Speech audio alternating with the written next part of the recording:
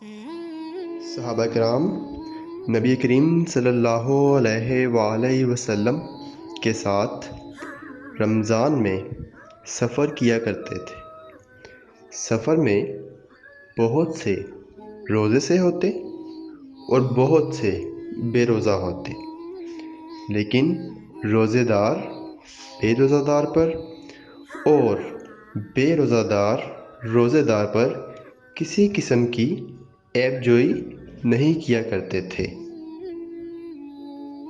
Islamic videos دیکھنے کے لیے ہمارا چینل سبسکرائب کیجیے اور بیل کا بٹن کلک کیجیے تاکہ آپ کو ہماری ویڈیوز بر وقت ملتی رہیں۔ رسول اللہ صلی اللہ علیہ وآلہ وسلم نے غزوہ فتح میں مدینہ سے مکہ کے لیے سفر شروع کیا تو آپ صلی اللہ علیہ وآلہ وسلم روزہ سے تھے۔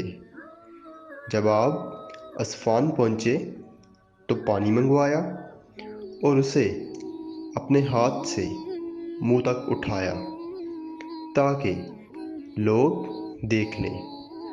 پھر آپ صلی اللہ علیہ وآلہ وسلم نے روزہ چھوڑ دیا یہاں تک کہ مکہ پہنچے۔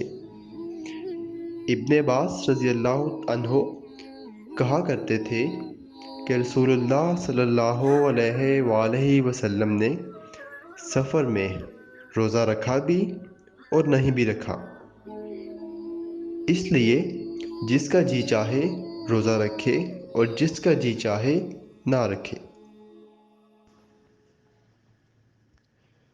رسول اللہ صلی اللہ علیہ وآلہ وسلم نے فرمایا، میری امت کے لوگوں میں اس وقت تک خیر باقی رہے گی جب تک وہ افطار میں جلدی کرتے رہیں گے۔